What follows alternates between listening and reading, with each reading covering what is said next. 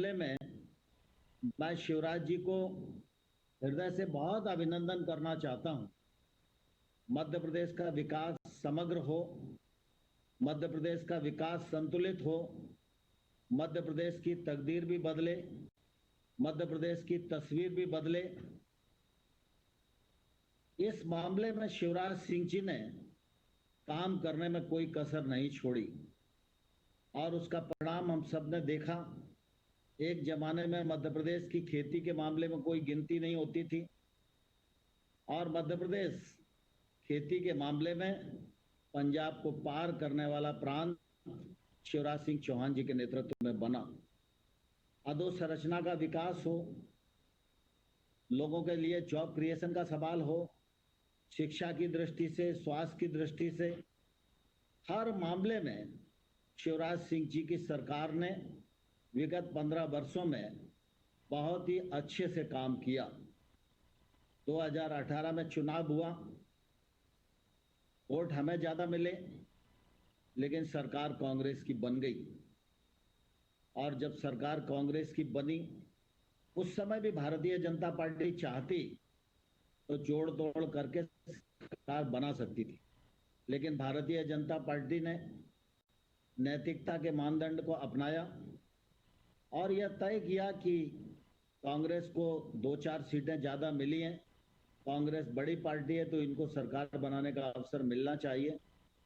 कांग्रेस की सरकार बनी, लेकिन कांग्रेस की सरकार ने 1.25 साल में मध्य प्रदेश को जिस बर्बादी के कगार पर पहुंचा दिया वो आप सबके ध्यान में है और मध्य प्रदेश की जनता तो परेशान थी ही। मध्य प्रदेश का विकास तो अवरुद्ध हो ही रहा था, लेकिन कांग्रेस पार्टी में भी जो काम करने वाले अच्छे लोग थे उनके मन में भी यह क्षुब्धता थी कि मध्य प्रदेश का बड़ा नुकसान कांग्रेस के कार्यकाल के समय में हो रहा है और इसीलिए आप सब ने महसूस किया। माननीय ज्योतिरादित्य सिंधिया जी हम सबके मध्य विराजमान हैं और ज्योतिरादित्य सिंधिया ने अनेक विषयों को कांग्रेस में रहकर भी उठाया। मध्य प्रदेश की जनता के दर्द को भी सरकार के सामने रखने की कोशिश की, लेकिन सरकार अहंकार और घमंड में डूबी हुई थी और इसलिए उन्होंने ज्योतिरादित्य सिंधिया की बात को भी ध्यान नहीं दिया और इसका परिणाम यह हुआ कि माननीय ज्योतिरादित्य सिंधिया ने मुख्यमंत्री को चुनौती दी, उन्होंने उसको भी गंभीरता से नहीं लिया। परिणाम स्वरूप कांग्रेस की सरकार टूट गई।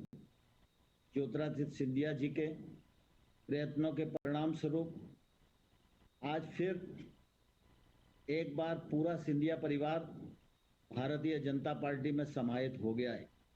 मुझे वो समय भी ध्यान है जब कांग्रेस की मीटिंग्स में आपातकाल की बात होती थी, तब भी ज्योतिरादित्य सिंधिया जी आपातकाल के विरोध में बात करते थे।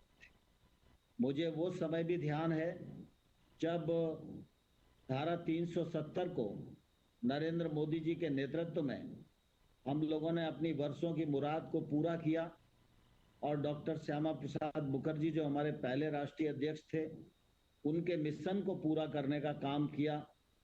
धारा 370 की समाप्ति पर भी जब कांग्रेस की वर्किंग कमेटी में चर्चा हुई तो ज्योतिरादित्य सिंधिया ने धारा 370 समाप्त करने के फैसले का स्वागत किया था और समर्थन किया था, लेकिन कांग्रेस का जो नेतृत्व है वो पूरी तरह दिग्भ्रमित हो चुका है और इसलिए केंद्र में भी वही हालत है और राज्य में भी वही हालत थी और उसका परिणाम यह हुआ कि ज्योतिरादित्य सिंधिया जी के प्रयत्नों के परिणाम स्वरूप भारतीय जनता पार्टी की सरकार आज मध्य प्रदेश में बन गई है।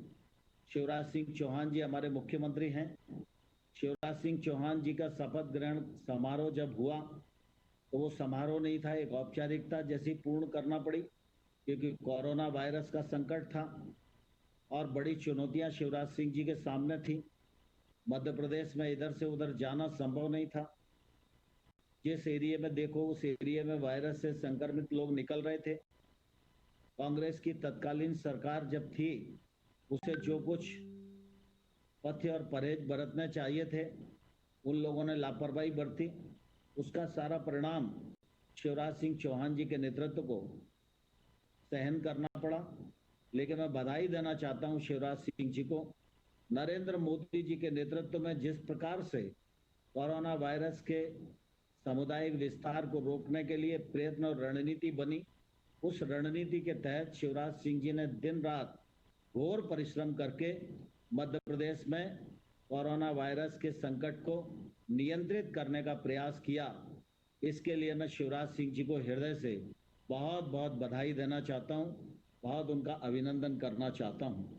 हम सब जानते हैं कि हमारा राज्य में गरीबी काफी है और इसलिए बहुत सारे लोग अपनी आय वृद्धि के लिए दूसरे स्थानों पर काम करने के लिए जाते हैं। प्रवासी मजदूरों की बड़ी संख्या थी। मध्य प्रदेश में 15 लाख प्रवासी मजदूर लौट कर आए।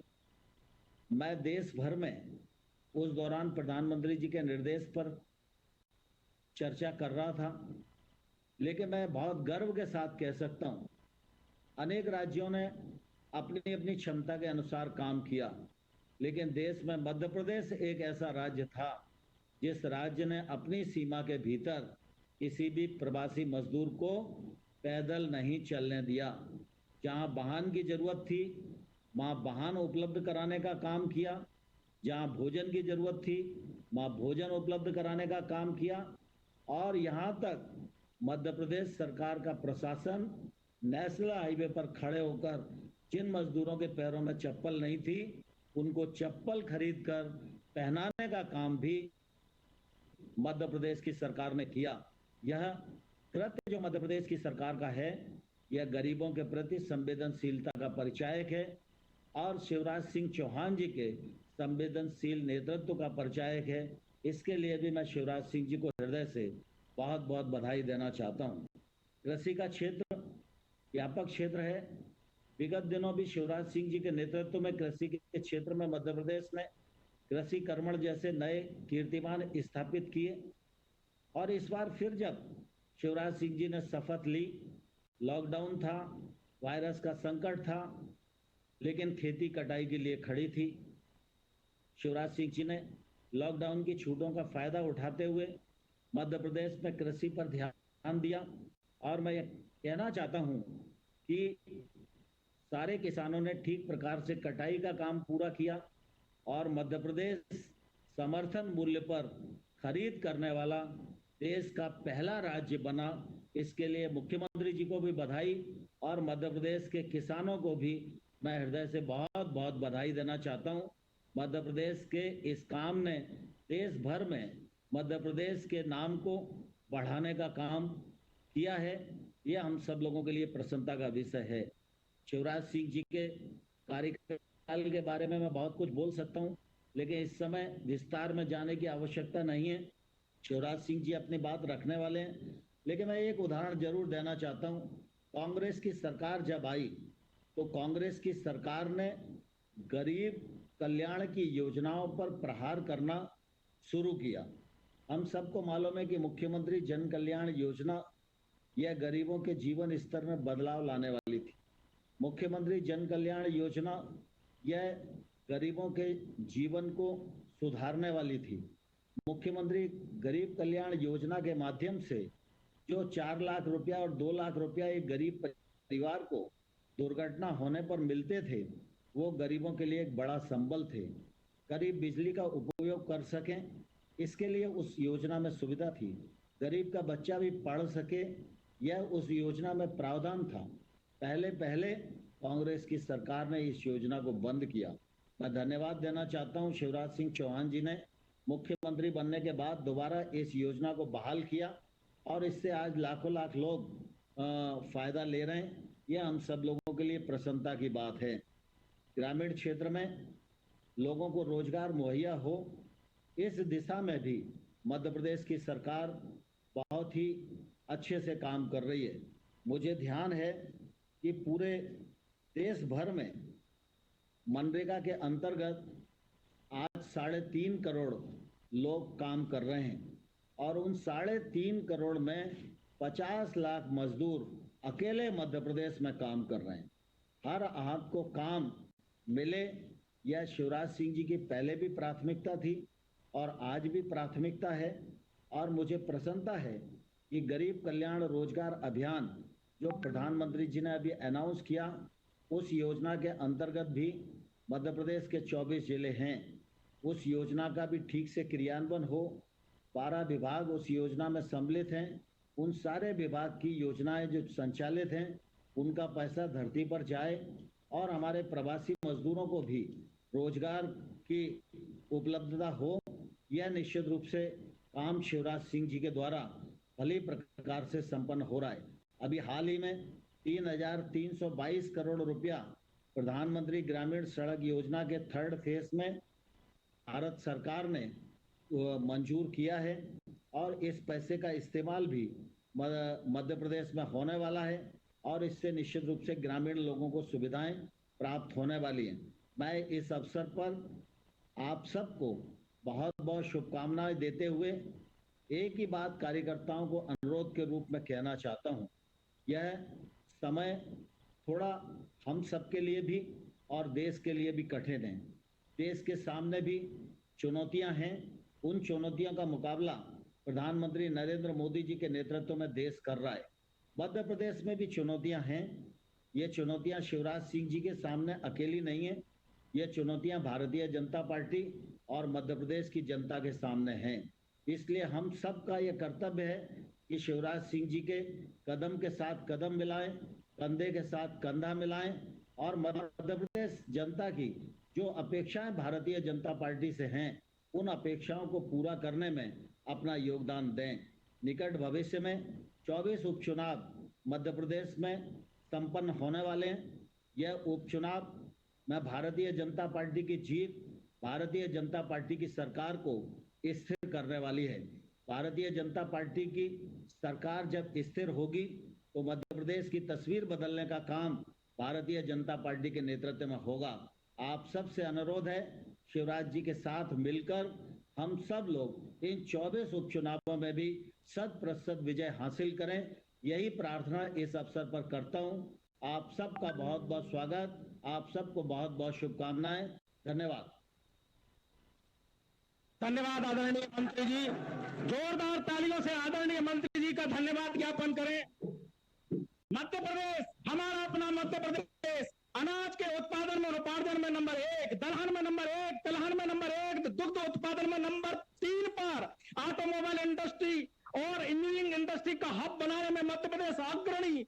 मध्य प्रदेश जो मत्स्य उद्योग में 32% की ग्रोथ, मध्य प्रदेश सेवा और गरीबों का संवेदना के साथ जुटने में नंबर 1 पर, 14 लाख मजदूरों की सेवा करने वाला। ये करता कौन है, ये होता कौन है? मैं उन्हीं के शब्दों में उन्हीं की बात कह रहा हूं कि वह केवल 3.5 हाथ का हाड़ मास का पुतला नहीं है, वह अमृत का पुत्र है, ईश्वर का अंश है, अनंत शक्तियों का भंडार है, अमर आनंद का भागी है। दुनिया में ऐसा कोई कार्य नहीं है जो वो ना कर सके। वो आंधी नहीं तूफान है, शिवराज सिंह चौहान है। मैं आज सादर आमंत्रण करता हूं आदरणीय मुख्यमंत्री जी का।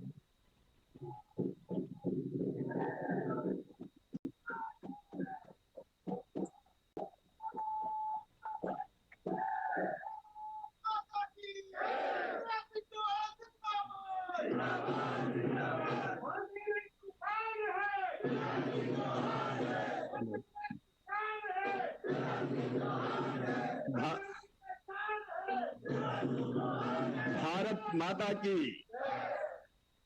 आंधी और तूफान थोड़ी, अब तो मामा हूं भैया। जब बच्चे के अब तो बूढ़े भी मामा जी कहते हैं। मंच पर विराजमान मध्य प्रदेश भारतीय जनता पार्टी के यशस्वी और लोकप्रिय, अपने एक कहावत थी, पूत के पांव पालने में ही दिख जाते हैं। भारतीय जनता पार्टी का जब से नेतृत्व संभाला, सफलताओं के झंडे नित्य गाड़ते जा रहे हैं।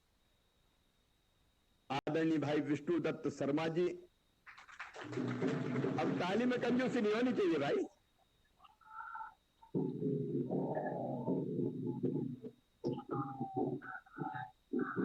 हमारे साथ इस कार्यक्रम में दिल्ली से जुड़े मध्य प्रदेश के गौरव, भारतीय जनता पार्टी की मोदी जी की सरकार में, मोदी जी के नेतृत्व में कृषि, पंचायत और ग्रामीण विकास का जिम्मा जिनके ऊपर है। अच्छा, पैसे सबसे ज्यादा इसी विभाग में है।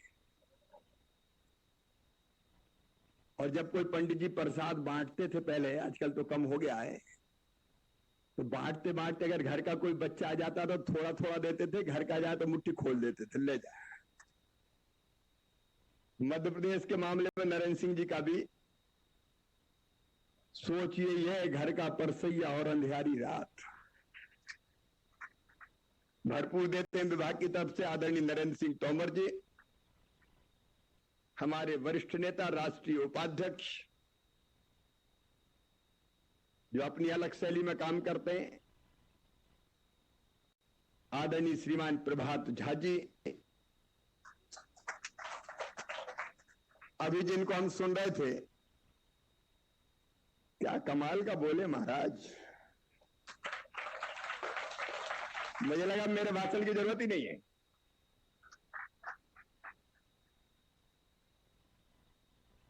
जो सही भावनाएं और विचार थे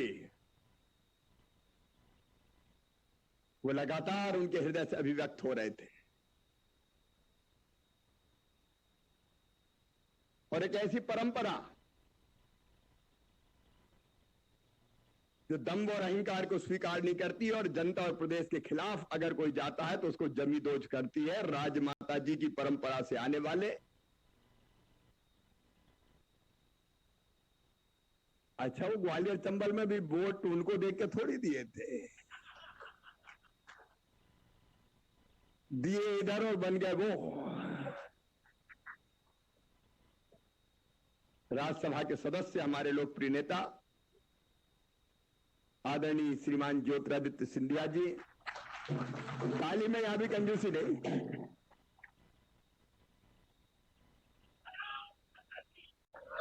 बचपन से जिनके साथ में काम कर रहा हूं, पहले युवा मोर्चे में, फिर भारतीय जनता पार्टी में, अपनी शैली के एक अद्भुत नेता और भारत सरकार में संस्कृति और पर्यटन मंत्रालय संभालने वाले, और वो भी मध्य प्रदेश में कोई कसर नहीं रखते, वैसे वो बांटते समान है देश भर में। हमारे केंद्रीय मंत्री और लोकप्रिय नेता आदरणीय श्रीमान प्रहलाद पटेल जी, आदरणीय सुहास जी, अलग अलग स्थानों से हमारे वरिष्ठ नेता जुड़े हुए हैं पूरे प्रदेश से। मेरे सभी आदरणीय वरिष्ठ नेतागण, मेरे मंत्रिमंडल के सहयोगीगण, असल में पंचक में शपथ दिला दी मुझे। मैं सोच रहा था कि लूंगा नवरात्रि के पहले दिन, और आदेश आया फिर अभी तुरंत लेना है। अब पंचक में शतक के चक्कर में मंत्रिमंडल बड़ी देर में बना। पहले तो हम अकेले जूझते रहे। मैंने पूछा कि दिल्ली के, नहीं अभी तो कोरोना का संकट है, लॉकडाउन है, चलते रहो, एकला चालो रे। लेकिन पार्टी साथ थी, विधायक सांसद साथी साथ थे। लेकिन कल भारतीय जनता पार्टी की सरकार की पूरी फौज और उसके सेनापति तैयार हो गए, सन्नद्ध है। और इस संकल्प के साथ विकास और जन कल्याण का एक नया इतिहास लिखेंगे, कल हमने संकल्प लिया है। पूरे प्रदेश भर में जुड़े हुए यहां बैठे मेरे विधायक साथीगण, मेरे सांसद साथीगण, मेरे कार्यकर्ता बहनों और भाइयों, प्रदेश भर में मुझे सुन रही जनता जनार्दन, पत्रकार मित्रों, दोनों हाथ जोड़ के आप सबको प्रणाम करता हूं, आप सबको नमस्कार करता हूं। 100 दिन कैसे निकल गए पता ही नहीं चला, लेकिन 100 दिन में जो कर पाया,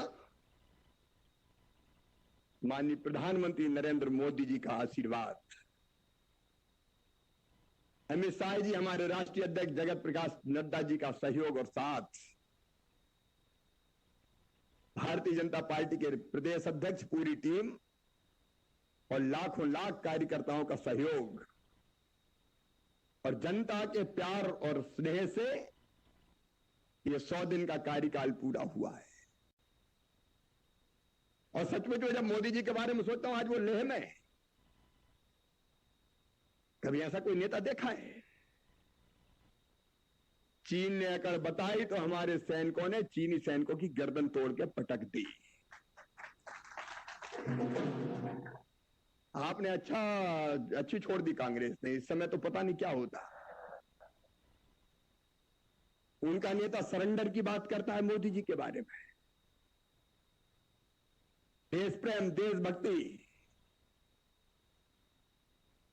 उसके लिए कोई स्थान ही नहीं है। केवल घटिया राजनीति करेंगे और ये मोदी जी का मुकाबला करेंगे।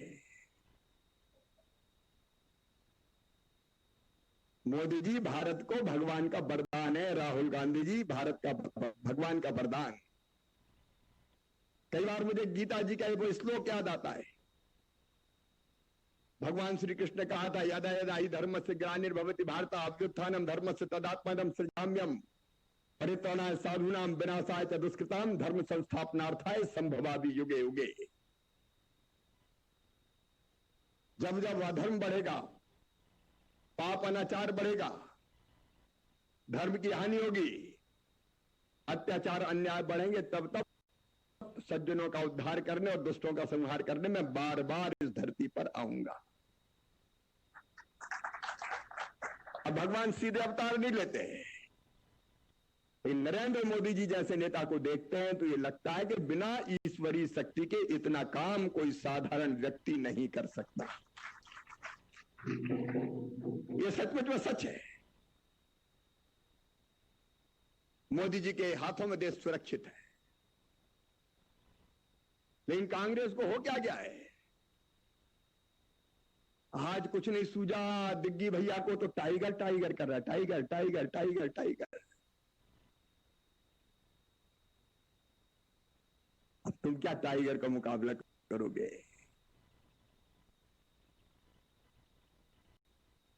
इन्हें तो बंटा ढार है तो कमलनाथ की बंटा ढार करवा दिया। ये सरकार भी बनी तो 4D सरकार थी कमलनाथ की, 4D। पहला डी दलाल, ये दलालों की सरकार थी, खुलेआम कह रहा हूं। मध्य प्रदेश के वल्लभ भवन को इनने दलाली का अड्डा बना दिया था, दलाली का अड्डा। मैं प्रदेश की जनता से निवेदन करना चाहता हूं, चारों तरफ लूट। मेरे पुराने पहले जो मंत्रिमंडल में साथी थे वो यहां बैठे हुए हैं। मुझे आश्चर्य हुआ जब ये कहा। हमारी इमरती बहन भी बैठी है, उनकी बातें बड़ी आनंद देती है, खरी खरी कहती है। मिलने आई, हम कक्ष में बैठे,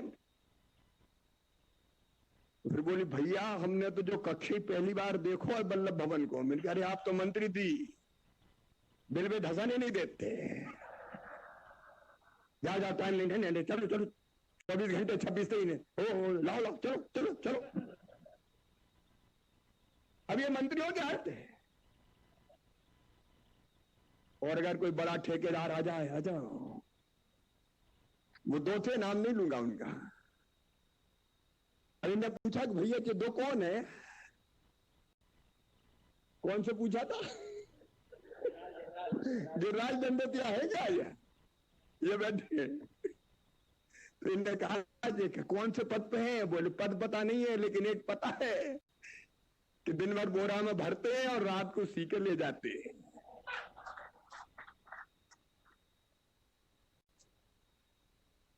ये दलाली करने वाली सरकार थी। पहला डी दलाल, दूसरा डी दम्भ, अहंकार। और अहंकार दोनों में था, एक नहीं था। पांव जमीन पे नहीं चलते थे। एक वल्लभ भवन में बैठता था और दूसरे मैं नहीं कह रहा, उमंग सिंगार कहते थे रेत शराब उनका जिम्मा ले रखा था और ऐसा समझ रहे थे जैसे ऐसी सरकार आई जो कभी जाएगी नहीं। दंभ और अहंकार में चोर, और एक से बढ़ के एक थे दोनों। बड़े मियां तो बड़े मियां, छोटे मियां सुभान अल्लाह।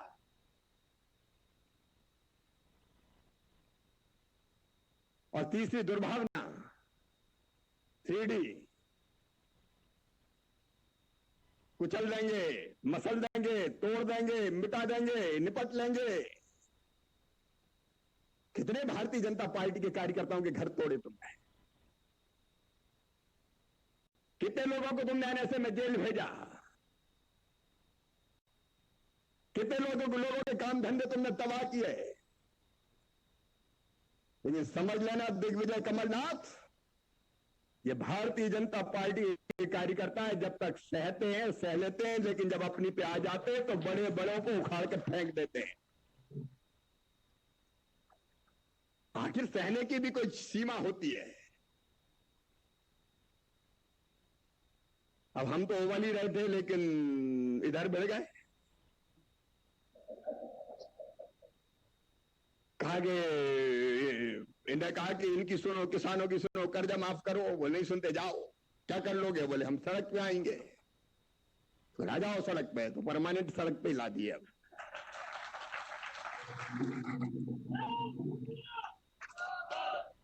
और अब उधर नींद नहीं आ रही रात रात भर। अरे जगते तो हम भी हैं, लेकिन हम जगते हैं काम के लिए, जनता के। आजकल दोनों बड़े बेचैन हैं। बोले 1 घंटे के लिए बच जाऊं, एक बार और बनना है बस।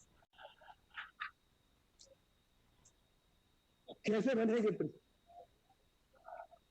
सोते नहीं, रात भर करवटें बदलते रहे सारी रात हम। कुर्सी तेरी कसम वल्लभ भवन।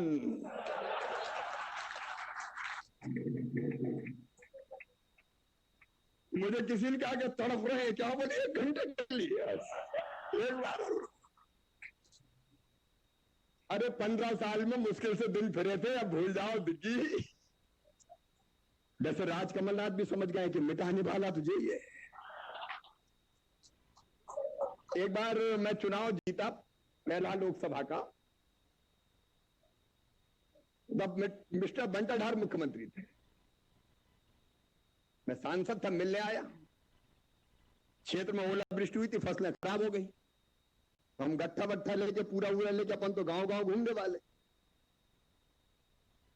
तो मैंने स्लिप भेजी, मुझे बुला लिया।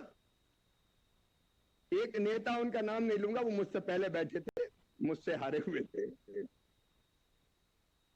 तो मैंने उनसे कहा कि वो बैठे हैं, उनको तो बुला लो। बोले नहीं, बैठो चाय पियो। मैंने कहा मुख्यमंत्री बड़े मेहरबान है, चाय। फिर उठने की कोशिश की, बोल नहीं अभी और बैठो। मैंने कहा कि बाहर वो आपकी पार्टी के बड़े नेता बैठे हैं। बोले उसी को तो जलाना है।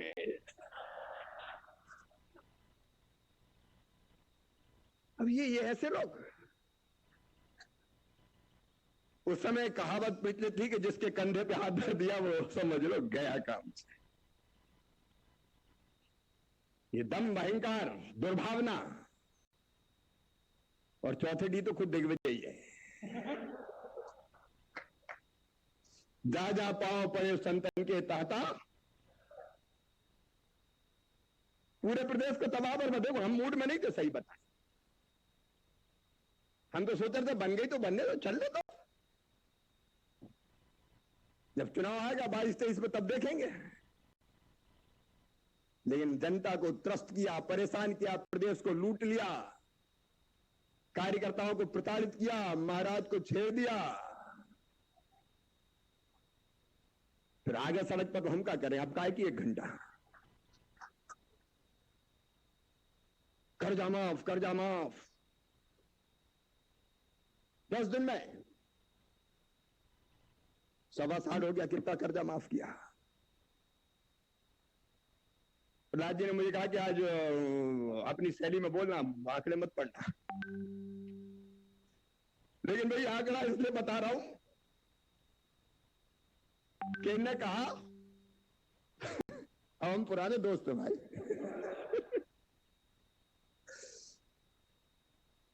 कर्जा माफ 50 लाख करोड़, कर्जा माफ का जो आंकड़ा था इनका 50,000 करोड़, घटाते घटाते मिटाते, ये बैरियर वो बैरियर वो बैरियर,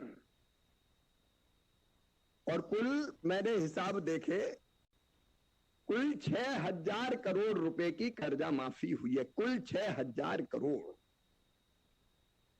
और इनमें से भी 2,889 करोड़ सरकार की जगह बैंक से, सहकारी बैंकों से करवाई है। बैंक बदतर हालत में पहुंच गया, उनको पैसा नहीं दे रहे। मैंने अभी वो फाइनेंस वालों के साथ बैठा तो बोले इतने पैसे बैंकों को देना, उनका काय के देना, बोले कर्जा माफी के। अरे उनका दिए नहीं, बोले उन्होंने सर्टिफिकेट बांट दिए, पैसा नहीं दिए। क्यों, ये हमारे लिए छोड़ जाए क्या? कर्जा माफी के नाम पर मजाक किया तुमने। और मध्य प्रदेश के किसानों से मैं कहना चाहता हूं, आज इन्हें कुल मिला के 6,000 करोड़ का कर्जा माफ किया। आते ही हमने, कमलनाथ जी आपने 2,200 करोड़ रुपया खा गए किसानों के। फसल बीमा योजना का प्रीमियम जमा नहीं कर रहे थे। यह बात सही था कि आर्थिक संकट था कोरोना के कारण, लेकिन जैसे मुझे पता चला 2,200 करोड़ रुपया निकाले, प्रीमियम के जमा किए और 3,000 करोड़ रुपया सीधे किसानों के खाते में डाल दिए। और मध्य प्रदेश के मेरे किसान भाइयों, अगस्त महीने में 4,500 करोड़ रुपया और तुम्हारे खातों में डालेंगे हम फसल बीमा योजना के। उसका भी हम प्रीमियम जमा करने वाले हैं। कमलनाथ जी, दिग्विजय जी, आपने 0% ब्याज का कर्जा बंद कर दिया था। हमने फिर से 0% ब्याज पर कर्जा देना शुरू कर दिया। ग्वालियर चंबल के भाई बहन अगर सुन रहे हो, नरेंद्र सिंह जी भी बैठे हैं, बाजरा इनने कभी खरीदा नहीं, खरीदी ढंग से करते नहीं थे। हमने सरसों का एक एक दाना खरीदा। कमल पटेल हमारे कृषि मंत्री भी यहां बैठे हुए हैं। और कर्जा माफी का जो जंजाल आप फेंक के गए, बैंकों को तबाह करके गए, और माफी भी अजीब, अंधा बांटे रेवड़ी चीन चीन के दे। झाबुआ में चुनाव आ गया, वहां दे दो, वहां दे दो, वहां दे दो, बाकी रहने दो, क्या कहते हैं। ये अपराध है। कई जगह दिए नहीं, कई जगह जहां चुनाव ना हो, मतलब तब दे दो दे दो दे दो, यहां दे दो। क्या प्रदेश का मुख्यमंत्री ऐसा करता है? एक समान व्यवहार करना चाहिए पूरे प्रदेश की जनता से। कमलनाथ, जवाब दो, ये भेदभाव तुमने क्यों किया? मतलब तो दे दिए, बाकी छोड़ दिए। मेरे किसान भाइयों, कर्ज माफी के मामले में हम उसको युक्तिकरण करने का कदम उठाएंगे ताकि किसी किसान को घाटा ना हो, किसी किसान को नुकसान ना हो। यह भेदभाव वाला बर्ताव नहीं चलेगा। कितना धान खरीदा बताओ? मैं जब सरकार में नहीं था, बुंदेलखंड, जबलपुर, सतना, कटनी, धान पड़ा हुआ था, किसानों की धान बुलवा ली, धान तुल गई। तुलने के बाद में किसी उठा ले जाओ, अब नहीं खरीदते, और वो धान अभी तक पड़ी हुई है। हमने फैसला किया गेहूं का एक एक दाना खरीदेंगे। हमारे पास पर्याप्त इंतजाम नहीं थे, बोरे नहीं थे, जूट के बोरे वैसे ही बंद हो गए बंगाल में कोरोना के कारण। रही से ही कसर साइक्लोन ने पूरी कर दी। लेकिन अफसरों को हमने कहा, गेहूं का, गोविंद जी भी यहां बैठे हुए, गेहूं का एक एक दाना खरीदेंगे। और गेहूं भी क्या पैदा हुआ है। धन्य मेरे अन्नदाता किसानों, प्रणाम करता हूं। जिधर देखो गेहूं गेहूं। हमने सोचा 100 लाख मीट्रिक टन खरीदना है, बोरा बोरी भी उतने ही लाए, वो भी बोरा नहीं मिले तो बोरियां प्लास्टिक की, इनमें भरो हमने। और बाद में तो खत्म हो गया। तो अभी हमने इंदौर में क्या खुले में खरीद के पतंगे बेचेंगे, किसान का दाना नहीं बचना चाहिए। और आपने सही कहा, 1,29,00,000 मीट्रिक टन किसानों का किसी राज्य ने कभी नहीं खरीदा। पंजाब से हम आगे निकल गए और 25,000 किसानों के खाते में पहुंच गया। मेरे प्रदेशवासियों ईमानदारी से बताना, अगर कमलनाथ दादा होते तो गेहूं खरीद लेते क्या? इसके बाद चना आ गया, चना में भी तिबड़ा मिल गया। अब स्वास्थ्य के कारणों से मना किया गया कि ये तिबड़ा तो खेसरी दाल ये नहीं खरीद सकते। हम भी कहा हार मारने वाले। हमने भी नरेंद्र सिंह जी, उसके बाद फिर स्वास्थ्य मंत्री जी, फिर माननीय गृह मंत्री जी और फिर माननीय प्रधानमंत्री जी, और अंत में फैसला करा के दम लिया कि चलो 2% तक तिबड़ा भी खरीद लो।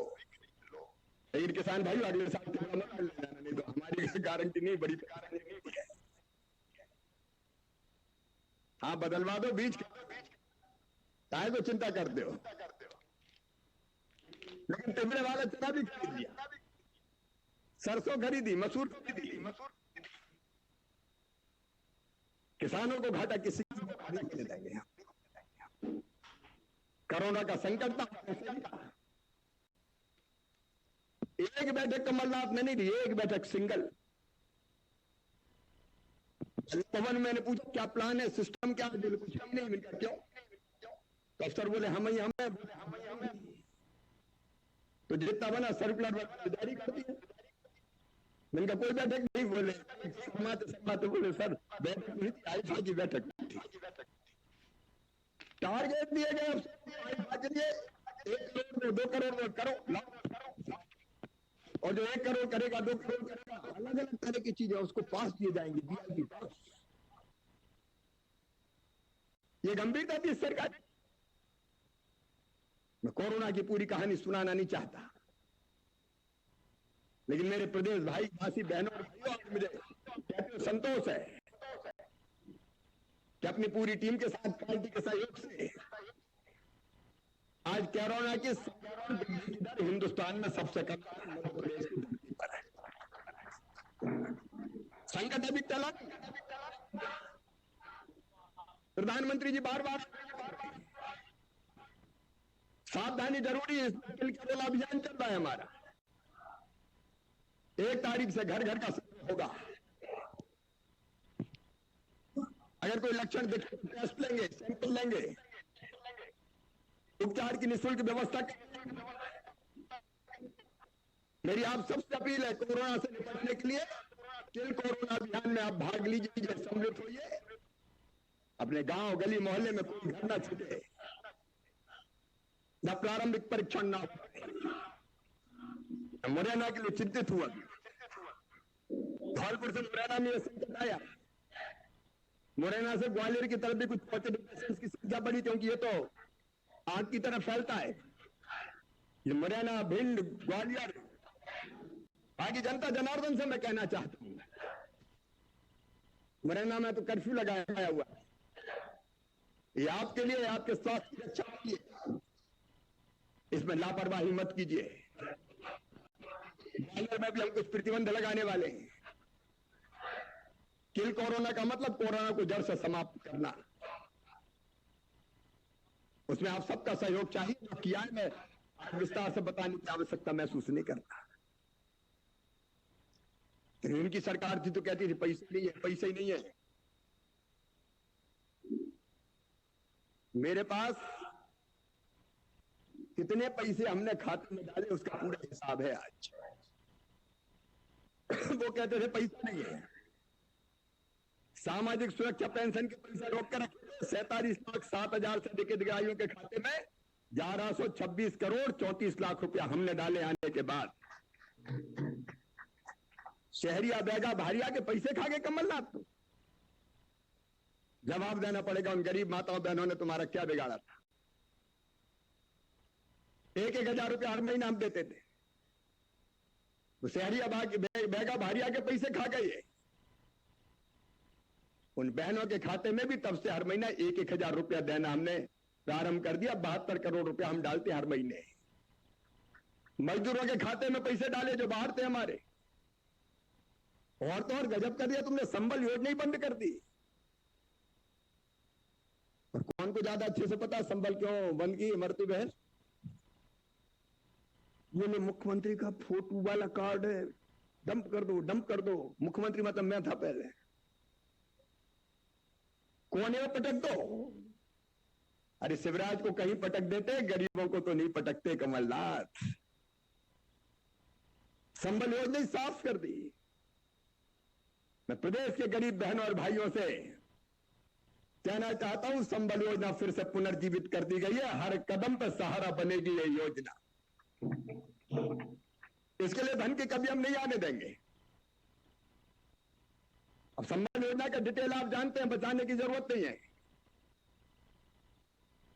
जो निर्माण श्रमिक थे उनके खाते में 177 करोड़ रुपया डाले, 8,85,000 के।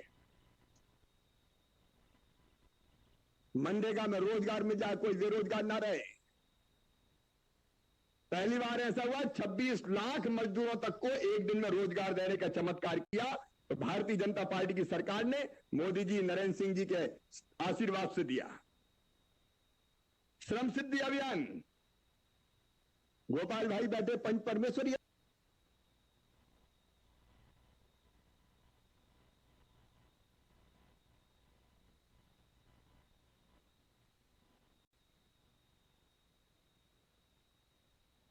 मैं पंचों सरपंचों से कहना चाहता हूं, पूछो कमलनाथ।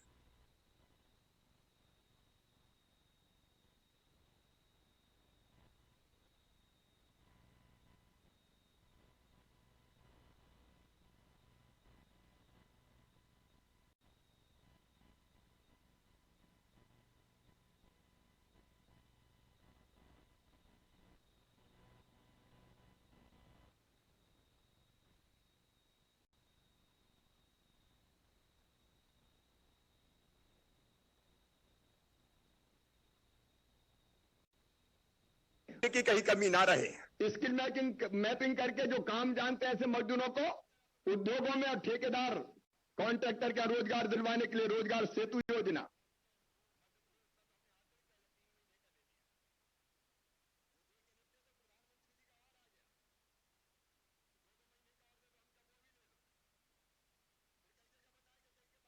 और प्रधानमंत्री जी का कोई गरीब मजदूर आ गए, हम इनका कमी नहीं आने देंगे, इनको भी दो। राम की चिड़ैया, राम कोई खेत खावरी चिड़ैया, भर भर पेट, चिंता मत करो। और अब प्रधानमंत्री जी के आशीर्वाद से 1 नवंबर तक 10 किलो, 5 किलो 1 रुपया किलो वाला और 5 किलो निःशुल्क वाला 10 किलो प्रति व्यक्ति अनाज दिया जाएगा हर महीने नवंबर तक। मध्य प्रदेश के गरीब बहनों और भाइयों, चिंता करने की जरूरत नहीं है। ये भारतीय जनता पार्टी की सरकार है। आप बताओ, कांग्रेस की होती तो कर पाती क्या? अरे जोर से बताओ, कर पाती क्या? प्रधानमंत्री जी को भी मैं बहुत धन्यवाद देता हूं। फसल बीमा योजना का मैंने बताई। बच्चे स्कूल नहीं आ रहे थे तो मुझे कहा कि मध्याह्न भोजन का पैसा मत दो। मैंने कहा ये बेईमानी बच्चों से करूंगा। स्कूल नहीं जाएंगे तो घर पे ही भोजन पहुंचाएंगे। बच्चों के खाते में पैसा, रसोइयों के खाते में पैसा। छात्रवृत्ति खा गए कमलनाथ, आते ही 430 करोड़ रुपया उसके डाले। जीवन शक्ति योजना, बहनों को मास्क बनाने का काम दिया। 7 रुपया में मास्क बनाओ, 11 रुपया में सरकार को बेचो। मास्क की कमी भी पूरी हो जाए और बहनों के घर भी कुछ पैसा आ जाए। हमारी बहन मीना बैठी है, बनोपज संघ से हमारे बनोपज महुए का फूल से लेकर बाकी चीजों की खरीदी शुरू की हमने की, तो इतने बढ़ गए कि खरीदनी नहीं पड़ी हमको। प्रधानमंत्री आवास योजना के पैसा खा गए थे। शहरी और ग्रामीण दोनों के मिला के 550 करोड़ रुपया वो खाते में डाले। शहरी विकास का पैसा खा गए थे। लगभग 700 करोड़ रुपया शहरी विकास के लिए अलग अलग शहरों में भेजा। अगर ये पूरी सूची पढ़ूंगा तो वो नीरस हो जाता है। प्रहलाद जी ने पहले ही कहा आंकड़े ज्यादा मत पढ़ना। कुल मिला के लगभग 40,000 करोड़ रुपया अलग अलग योजनाओं के अंतर्गत मध्य प्रदेश की गरीब जनता के, किसानों के अलग अलग खाते में डाली गई है। क्या कमलनाथ ये पैसा डालते हैं? और क्या कमलनाथ कोरोना का मुकाबला कर लेते?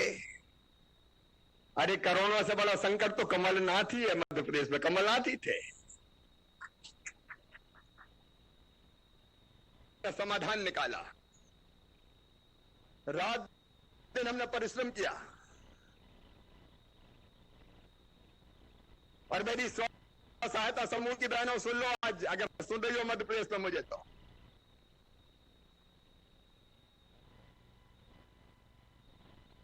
हमने कई चीजें स्व सहायता समूह को देने का फैसला किया है।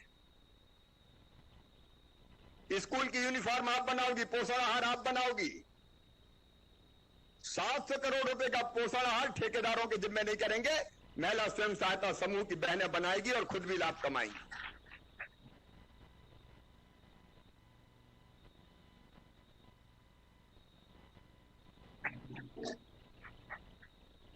और इसके साथ ही हमने फैसला, ब्याज लगेगा, बाकी पैसा मामा भरेगा, भारतीय जनता पार्टी की सरकार भरेगी। और कई स्व सहायता समूह जो डिफॉल्टर हो गए, आज मैं ये ऐलान कर रहा हूं कि उसके कारण वो अपना काम चला नहीं पा रहे हैं। सर्कुलेशन उनका बिगड़ गया है और इसलिए उनका ऐसा पैसा मध्य प्रदेश की सरकार भर के स्व सहायता समूह महिलाओं को मुक्त कर देगी। हम माफी शब्द का इस्तेमाल नहीं करेंगे, तुम्हारा हक देंगे। पूरी मैपिंग में करवाऊंगा कौन कौन से समूह संकट में, और जहां से पैसा लिया वहां का पैसा भर दिया जाएगा। ये 100 दिन महिला सशक्तिकरण के दिन है। ये 100 दिन संवेदनशीलता के दिन है। कोई मजदूर पैदल ना चले। मैं भारतीय जनता पार्टी के संगठन को प्रणाम करता हूं। अध्यक्ष जी, महामंत्री जी, कार्यकर्ता भाई और बहनों, गजब का काम किया पूरे मध्य प्रदेश में। 3-4 दिन जरूर क्या अवसर आप पैदल आ रहे हैं बच्चे लेके। उसके बाद हमने संकल्प लिया कि कोई मजदूर पैदल मध्य प्रदेश की धरती पर नहीं चलेगा। बसें लगाई गई जैसा ज्योतिरादित्य जी बता रहे थे। और कार्यकर्ताओं, आपको प्रणाम, चाय, नाश्ता, भोजन, और अध्यक्ष जी ने तो जूते चप्पल तक पहनाए। और इसलिए मैं कह रहा हूं ये संवेदनशीलता के 100 दिन है। ये 100 दिन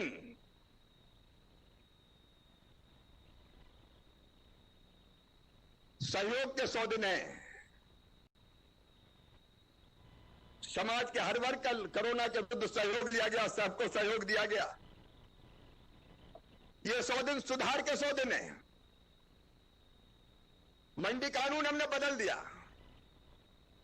केवल एक विकल्प था किसानों के पास, मंडी में जाओ, अनाज बेचो। दूसरे विकल्प क्यों नहीं खुलना चाहिए? हमारे प्रधानमंत्री जी भी यही चाहते थे और इसलिए हमने मंडी एक्ट में परिवर्तन कर दिया। कृषि उपज मंडियां रहेंगी, लेकिन किसान और व्यापारी में सहमति बने तो किसान के द्वार से खरीद ले जाओ, खेत में खरीद ले जाओ। कोई एक्सपोर्टर है, एक्सपोर्ट करना चाहता है, सीधे किसान उसको बेच सकता है, एक्सपोर्ट हो जाएगा। कोई मिलर है, सीधे जाके किसान से खरीदे, ठीक दाम दे, मंडी की जरूरत नहीं पड़ेगी। कोई चाहे तो प्राइवेट मंडी अच्छी खोल के अच्छी सुविधा किसानों को दे और अच्छे दाम पे ले। इसमें क्या आपत्ति हो सकती है? प्रतिस्पर्धी दाम किसानों को मिले। मंडी कानूनों के साथ साथ श्रम कानूनों में सुधार किया। ये सेतु के 100 दिन है।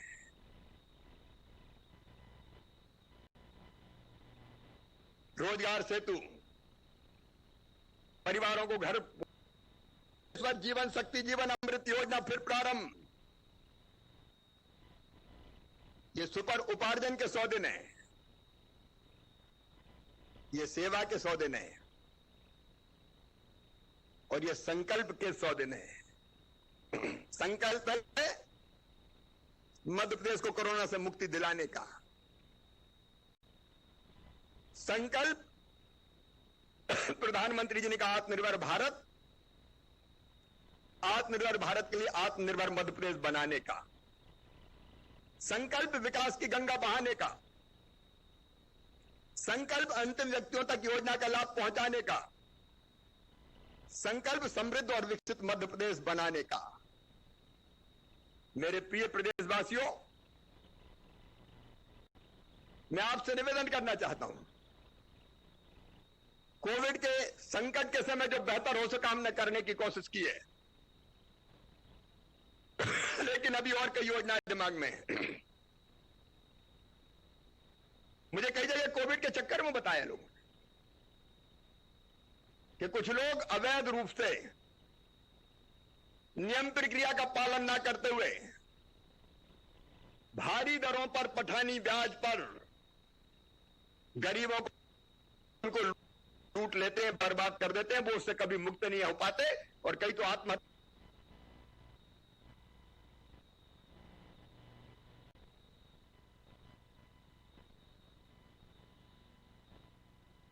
कई जगह कोविड के चक्कर में बताया लोगों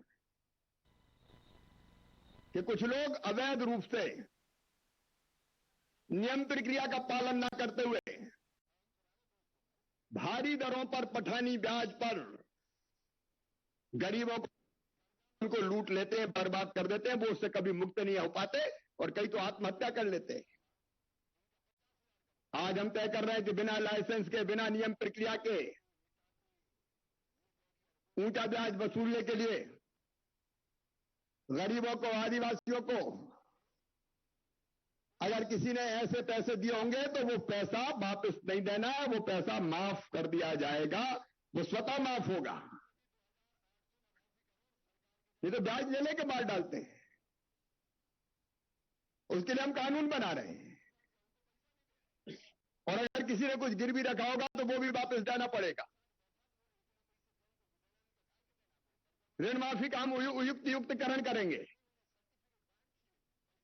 और एक बात और, अभी गांव में जो हमारी जमीन है, जब हम मकान बना के रहते हैं, उस जमीन का मालिकाना हक हमारे पास नहीं है। गांव में शानदार मकान बना, उस पर लोन नहीं ले सकते, कर्जा नहीं ले सकते, क्योंकि मालिकाना हक हमारे पास नहीं है। हमने तय किया है कि ग्रामीण आबादी सर्वेक्षण योजना में ग्रामीण बसाहतों का सर्वे करके अधिकार अभिलेख तैयार कर ग्रामीण जनता को उस भूखंड पर मालिकाना हक प्रदान किया जाएगा। इससे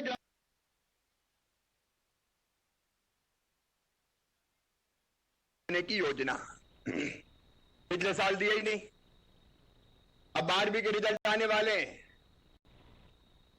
रिजल्ट देखने के लिए तैयार हो जाओ। और जो बच्चे अंदर अच्छे नंबर लाएंगे, मामा उनको फिर से इसी साल लैपटॉप दिलवाएगा, उसके लिए राशि दी जाएगी। हमारे शहरी पथ विक्रेता प्रधानमंत्री जी ने भी तय किया है, उनके साथ हमने ग्रामीण भी जोड़े हैं। ये ठेले वालों, खोमचे वालों, फल के सब वालों, सब्जी वालों, नाई की दुकान वालों, कचौरी समय से बेचने वालों, पान के ठिलिया वालों, चाय की गुमटी वालों, कोरोना ने तुम्हारे धंधे को भी ठंडा कर दिया, बर्बाद कर दिया। और ये 10,000 रुपए तक का ऋण इनको मिलेगा 7% ब्याज पर। 1 साल के लिए 7% से ऊपर जितना होगा वो मध्य प्रदेश की सरकार देगी। और उसके साथ साथ गांव के जो कस्बे हमारे, जो बाजारों का केंद्र 25-50 गांव के लोग आते हैं, भावी गरीब पथ विक्रेता है, उनको भी 10,000 रुपया बैंक से दिलाया जाएगा। गारंटी हम लेंगे, सरकार गारंटी लेगी ताकि उनका काम धंधा फिर से पटरी पर आ सके। अभी तो 100 दिन पूरे हुए हैं, अभी तो ये अंगड़ाई है। असली काम तो अब उपचुनाव के बाद शुरू होगा।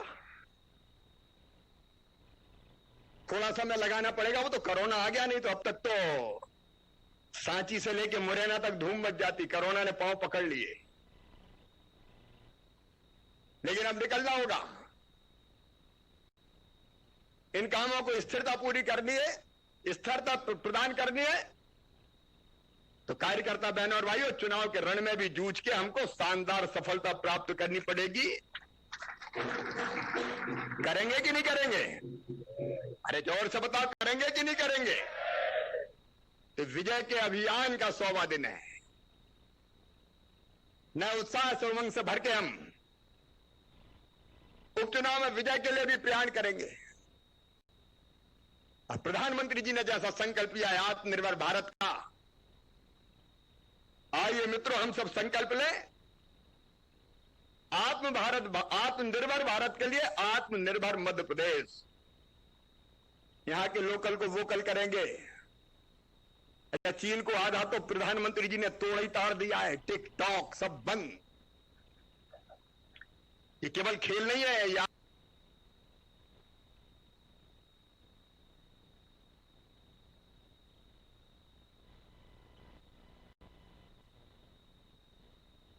आधा तो प्रधानमंत्री जी ने तोड़ ही ताड़ दिया है। टिकटॉक सब बंद।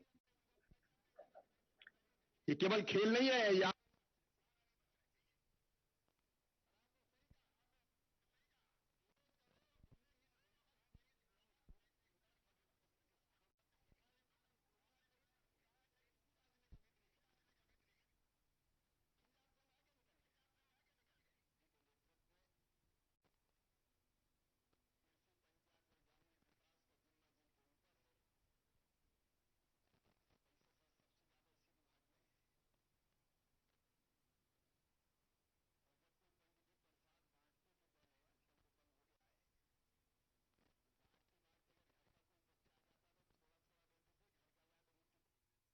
तो ये अभी आपने देखा CM Shivraj Singh Chouhan virtual rally को संबोधित कर रहे थे। इसी के साथ इस पूरे संबोधन में उन्होंने